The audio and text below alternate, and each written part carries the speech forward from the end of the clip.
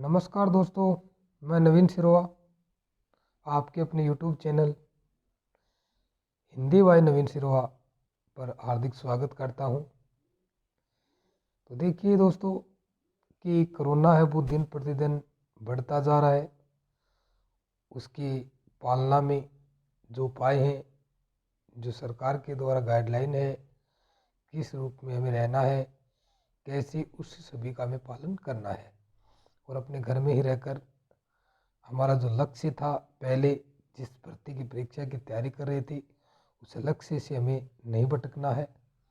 यानी कि थोड़े से संकट का समय ज़रूर है कि हम स्वतंत्र नहीं है, लेकिन और उपाय भी क्या है हमारे पास, तो आप उनका पालन करें और सुरक्षित रहें। तो दोस्तों, जो बच्चे मुझे कह रहे थे कि सर हमारे टॉपिक्स कुछ अधूरे छूट गए हैं, तो ऑफलाइन बैच में हमने जो पढ़े थे उसी क्लासों को मैं सुचारू रूप से यानी कि कर रहा हूँ। यानी कि हम बात करें कि यहाँ पर थोड़े संसाधनों के अभाव में मैं PDF के रूप में या इस वीडियो आपसे अपलोड कर रहा हूँ। तो दोस्तों, पहले हम बात करें कि कक्षा में जो हमने बात की थी कि कर्म के आधार पर क्रिया, फिर हमने दूसरी पढ़ी थी अर्थ के आधार पर क्रिया और काल के आधार पर क्रिया। अर्थ के आधार पर क्रिया को हमने दो भागों में विभाजित किया था, सकर्मक क्रिया और अकर्मक क्रिया। कक्षा में हमने बात की थी कि सकर्मक क्रिया उसे कहते हैं कि जहाँ वाक्य में कर्म हो, क्या हो, कर्म हो, चाहे वो प्रत्यक्ष रूप में हो चाहे अप्रत्यक्ष रूप में हो। अनर्थ वाक्य का ऐसा रूप जिसमें कर्म के बिना पूरा अर्थ वाक्य का नहीं निकलता है, उसे हम सकर्मक क्रिया कहते हैं। यानी कि कर्म हमें किसी भी रूप में मिले, चाहे तो प्रत्यक्ष रूप से वाक्य के अंदर दे रखा है या फिर हम उस वाक्य के अर्थ को स्पष्ट करने के लिए अप्रत्यक्ष कर्म का सहारा लेते हैं और उसे ही हम सकर्मक क्रिया में शामिल करते हैं। फिर दोस्तों, हमने पढ़ा था कि एक वाक्य में दो या दो से अधिक कर्म भी हो सकते हैं, उसे हमने बहु सकर्मक क्रिया या द्विकर्मक सकर्मक क्रिया कहा। दोस्तों, हमने ये पढ़ा था कि वाक्य में जो पहला कर्म होता है वो सजीव कर्म होता है, को कारक चिन्ह से जुड़ा होता है। दूसरा कर्म होता है वो निर्जीव होता है। कि वाक्य का पूरा भाव स्पष्ट हो जाए उसे हम अकर्मक क्रिया कहते हैं। और अकर्मक क्रिया होती है यानी कि उसी के नाम में है अकर्मक, यानी यानी नहीं कर्म, जिसमें कर्म नहीं है फिर भी हम उसके अर्थ को स्पष्ट कर सकते हैं, उसका स्पष्टीकरण वक्ले को समझ में आ जाता है, उस वाक्य के भाव यानी कि श्रोता को या पढ़ने वाले को तुरंत समझ में आ जाते हैं, तो उसे हम अकर्मक क्रिया में शामिल करते हैं। एक परिभाषा और पढ़ते हैं जो लिखी हुई यहाँ पर कि वाक्य का ऐसा रूप जिसमें कर्ता द्वारा किए गए कार्य का प्रभाव क्रिया पर पड़े, उसे हम अकर्मक क्रिया कहते हैं। ये बात हम पढ़ रहे हैं यहाँ पे, ठीक है। उसके बाद देखिए हम बात करें, कुछ उदाहरणों पे चर्चा करें। जो उदाहरण है उसकी बात करें कि पक्षी आकाश में उड़ रहे हैं, पक्षी आकाश में उड़ रहे हैं। तो दोस्तों, बात करें कि पक्षी इस वाक्य में क्रिया को करने वाला है। उड़ने का काम कौन कर रहे हैं? पक्षी कर रहे हैं। और उड़ रहा, ये क्या है? उड़ रहे हैं, वो उसकी क्रिया है, ठीक है। लेकिन आकाश है ना, वो कर्म न होकर यहाँ पर वो एक आधार है, एक उसका उड़ने का, यानी जहाँ पर उड़ रहे हैं वो है, तो हम इसे कर्म नहीं कह सकते। तो ये कैसा वाक्य होगा? ये होगा अकर्मक, ठीक है।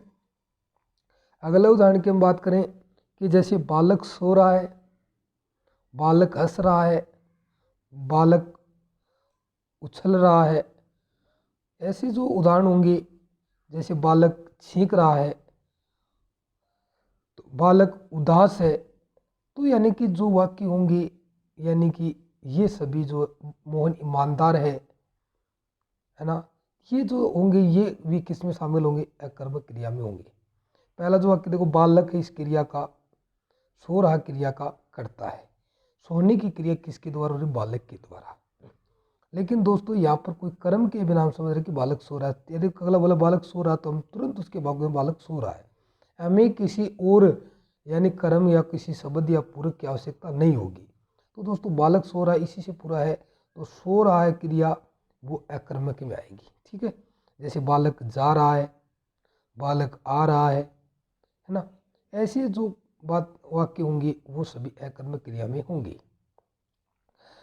फिर देखो दोस्तों, इस वाक्य प्रकृति के आधार पे अकर्मक क्रिया के 3 प्रकार पढ़ेंगे। कितने प्रकार पढ़ेंगे?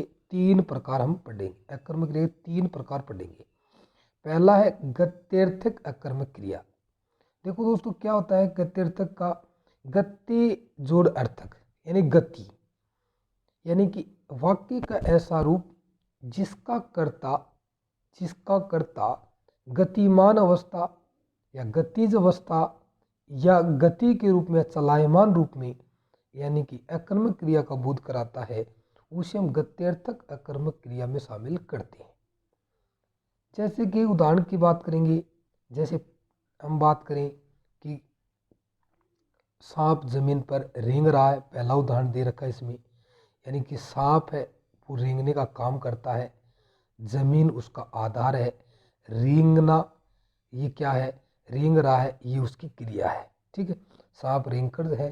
तो उसके बाद हम बात करें कि यहाँ पर है ना कि स्थित नहीं है एक जगह पर, यानी कि वो जाएगा तो दूरी तय होगी, एक स्थान से वो दूसरे स्थान पर जाएगा, तो ये नहीं, इसीलिए हम गत्यर्थक अकर्मक क्रिया के अंदर शामिल करेंगे। ठीक है, दूसरा उदाहरण हम बात करें कि दूसरा जो उदाहरण हमारे पास, उसकी हम बात करें कि वायुयान आकाश में उड़ रहे हैं। तो वायुयान आकाश में उड़ रहा है, तो वायुयान यानी उड़ने की क्रिया कर रहा है, आकाश उसका आधार है, उड़ रहा उसकी क्रिया है। तो यानी कि अधिकरण की बात करें, आकाश में ये अधिकरण तत्व अधिकरण कारक है यहाँ पर। तो दोस्तों यहाँ पर हम बात करें कि क्रिया हो रही है वायुयान के द्वारा, लेकिन कर्म कैसा होगा? यहाँ पर अकर्मक होगी, तो ये गतिज अवस्था में आएगी, तो इसीलिए हम इसे गत्यर्थक अकर्मक क्रिया में शामिल कर सकते हैं। लेकिन सभी उदाहरण देखो, गत्यर्थक, स्थित्यर्थक और अपूर्ण अकर्मक सभी उदाहरण हैं तो अकर्मक की, लेकिन हम और प्रकृति में विभाजित करें जिसका कर्ता गतिज अवस्था में या गतिमान या चलायमान है, तो उसे हम गत्यर्थक अकर्मक क्रिया में भी शामिल कर सकते हैं। दूसरी बात है कि बच्चे तालाब में तैर रहे हैं, तो बच्चे हैं वो तैरने की क्रिया करता है, तालाब उसका आधार है, लेकिन यहाँ पर कोई कर्म नहीं है, तो इसीलिए ये भी क्या है? अकर्मक क्रिया है। तो ठीक है, जैसे मोहन जयपुर से आ रहा है, तो ये भी कैसी क्रिया है? अकर्मक क्रिया, अकर्मक गत्यर्थक अकर्मक क्रिया है। सुमन बाजार जा रही है, तो ये भी कैसा है? सुमन बाजार जा रही है, तो बाजार उसका आधार है, सुमन करता है, जा रही उसकी क्रिया है। पिताजी बगीचे में टहल रहे हैं, तो बगीचा एक आधार है, टहल रहा क्रिया है, पिताजी करता है। तो दोस्तों ये सभी जो उदाहरण हमने यहाँ पर पढ़े हैं, इन सभी उदाहरणों में क्रिया का कर्ता है वो एक जगह स्थिर नहीं है, अर्थात वो या तो चल रहा है, यानी कि चलायमान अवस्था में है। तो इन उदाहरणों को हम गत्यर्थक अकर्मक क्रिया में शामिल करते हैं। तो उम्मीद करता हूँ कि आपकी बात समझ में आ गई होगी कि अकर्मक क्रिया में गत्यर्थक अकर्मक क्रिया कौन सी होती है। तो आप बता देना कि वाक्य का ऐसा रूप जिसमें कर्म नहीं हो और वाक्य का जो कर्ता होता है वो गतिज अवस्था में होता है, स्थित नहीं होता है, उसे हम इसमें शामिल करते हैं। उसके बाद हम आगे बात करेंगे, आगे जो बात करें तो आगे जैसे कि हम दूसरे उदाहरण पे बात करेंगे, स्थित्यर्थक अकर्मक क्रिया। स्थित्यर्थक स्थिति जोड़ अर्थक, यानी कि इसमें भी यण स्वर संधि है, स्थिति तय के बाद में यह आया, यह की ध्वनि ई में बदल गई, स्थिति जोड़ अर्थक, यानी कि ऐसे शब्द जो एक स्थान पर, एक स्थित या एक जगह कर्ता के होने का बोध कराते हैं। कर्ता होता है वो स्थिर होता है, एक जगह होता है, अर्थात वो चलायमान नहीं होता है, उसे हम स्थित्यर्थक अकर्मक क्रिया में शामिल करते हैं। जैसे कि हम परिभाषा पढ़ेंगे कि वाक्य का ऐसा रूप जहाँ कर्ता स्थिर या स्थिरा अवस्था में होने का बोध कराता है। आप समझ गए होंगे कि वाक्य का ऐसा रूप जिसमें वाक्य का कर्ता होता है वो स्थिर या स्थिरा अवस्था में होने का बोध कराते हैं, उसे हम इस क्रिया में शामिल करते हैं। तो आपसे समझ में आ गया, वाक्य का कर्ता वो स्थिर अवस्था में एक जगह है, यानी स्थिर, यानी समझ गए होंगे एक जगह ही क्रिया हो, अर्थात उसमें गति या चलायमान का होने का बोध न हो। अगर कर्ता गतिशील अवस्था में है तो गत्यर्थक, और एक स्थिर अवस्था में है तो स्थिर्थक, यानी कि अंतर ऐसे करना है आपको। तो इसके उदाहरण की बात करें, पहला है कि राधा छत पर बैठी है। राधा छत पर बैठी, जो इस वाक्य की हम बात करेंगे। यहाँ पे जो राधा है वो बैठने का काम कर रही, तो राधा कर्ता होगी। छत पर यानी छत है वो एक आधार है, बैठना उसकी क्रिया है। यहाँ पे कर्म के बिना ही हमें पूरा अर्थ समझ में आ गया। आप समझोगे राधा वो छत पर बैठी हुई है, ऐसा समझ जाओगी। तो यानी कि ये अकर्मक क्रिया, अकर्म भी एक जगह है, वो चलायमान नहीं है, तो इसीलिए स्थिरतक अकर्मक क्रिया होगी। जैसे मोहन पार्क में खड़ा है, पहले उदाहरण पढ़ा था कि पिताजी बगीचे में टहल रहे हैं, तो टहल रहे हैं तो वो टहलने की क्रिया कब होगी, जब वो एक स्थान से दूसरे स्थान पर जाएंगे, यानी कि उनके अंदर निश्चित दूरी तय होगी। ठीक है, लेकिन मोहन पार्क में खड़ा है, खड़ा है यानी खड़ा कब होता है, जब एक जगह स्थिर होना, स्थिर होने का भाव होगा, तो उसे हम इसमें शामिल करेंगे। तो दोस्तों हम बात करें, दूसरा है कुत्ता रात भर भौंकता रहा। तो भौंकता रहा, कुत्ता रात भर भौंकता रहा, तो ये भी किस में आएगा, ये वाक्य भी स्थिरतक अकर्मक क्रिया में आएगा। जैसे गीता पढ़कर सो गई, गीता पढ़कर सो गई, तो इस वाक्य में अब अगर बात करें तो ये जो वाक्य है यहाँ पर मिस लिखा गया है, तो गीता पढ़कर सो गई, गीता क्या पढ़कर, किताब पढ़कर सो गई, तो हम कह सकते हैं ये सकर्मक क्रिया का उदाहरण है, मिस लिखा हुआ है यहाँ पर। उसके बाद हम बात करें गए नंबर के अपूर्ण अकर्मक क्रिया। तीसरा प्रकार है अकर्मक क्रिया कि इस क्रिया के साथ कर्म की आवश्यकता नहीं पड़ती, लेकिन पूरक की आवश्यकता पड़ती है। यानी कि अकर्मक क्रिया है तो कर्म तो होगा ही नहीं, लेकिन वाक्य के अर्थ को स्पष्ट करने के पूरक शब्द की, जैसे कि हम कोई संज्ञा शब्द भी हो सकता है, कोई विशेषण भी हो सकता है, कोई स्थान भी हो सकता है, इन यानी कि ये पूरक के रूप में कर्ता, पूरक और क्रिया, ये तीन अंग होंगे। कर्ता तो होगा, विशेषण भी आ सकता है पूरक में, संतान भी आ सकता है, और संज्ञा शब्द भी आ सकता है। क्रिया में है, हो या हूं का प्रयोग होगा, और ऐसे हम अपूर्ण अकर्मक क्रिया की पहचान कर सकते हैं। जैसे मुकेश सभ्य है, तो मुकेश सभ्य है, तो मुकेश सभ्य है, तो मुकेश तो करता है, सभ्य यानी एक पूरक के रूप में उसका विशेषण है ये क्रिया है। गीता विद्यालय में है, तो गीता है वो यहाँ पर क्या है, यानी कि गीता करता है, विद्यालय पूरक एक संज्ञा शब्द है, और है वो क्रिया है। ठीक है, नितेश अत्यधिक ईमानदार है, तो नितेश करता है, अत्यधिक ईमानदार ये यानी कि यहाँ पर विशेषण है उसकी क्रिया है।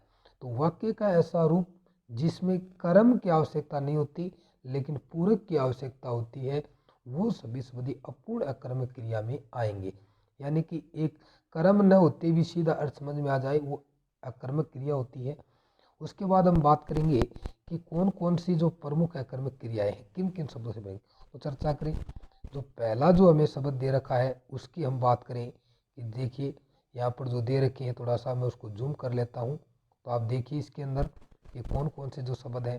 पहला देखिए रोना, रोना क्रिया से जो कोई भी शब्द बनेगा वो, जैसे कि बच्चा रोता है, गीता रो रही है, तो ऐसे जो शब्द आएंगे वो सभी किस में आएंगे, वो इसी के अंतर्गत आएंगे, कौन सी अकर्मक क्रिया के अंतर्गत आएंगे।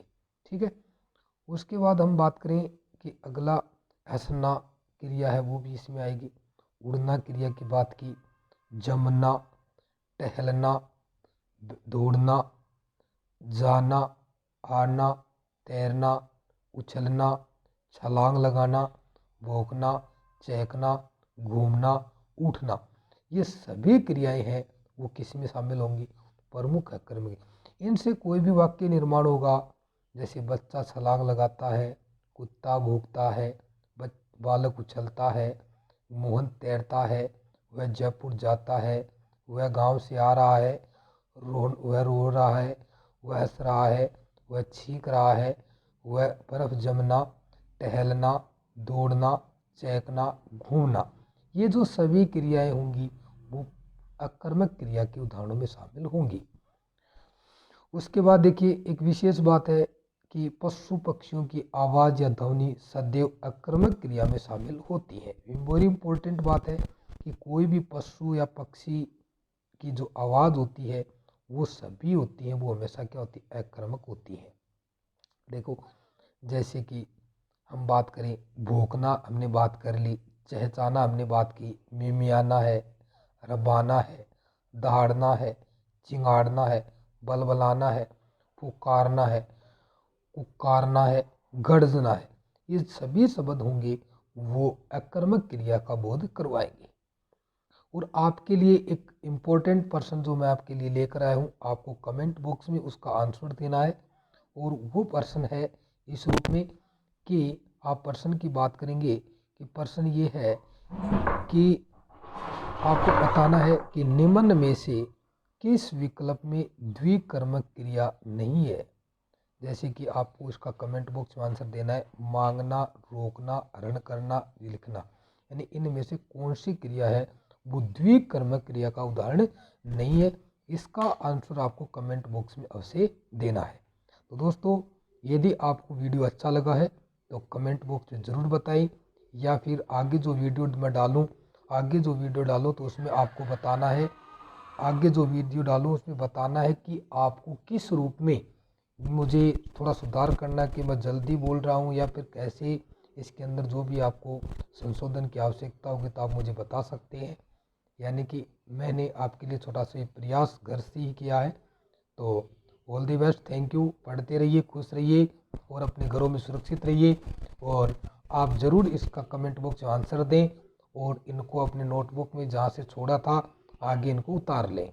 Thank you. इसकी PDF में अगर किसी को चाहिए तो मेरे नंबर पे SMS करके आप ले सकते हैं, आपको इनकी PDF में उपलब्ध करवा सकता हूँ। नंबर है 95 71 28 14 04। इस पे आप SMS करके आप इसके PDF मुझसे प्राप्त कर सकते हैं, या मैं टेलीग्राम भी बना लूँगा, लेकिन इन पे आप ले सकते हैं अभी। तो thank you, all the best, खुश रहें।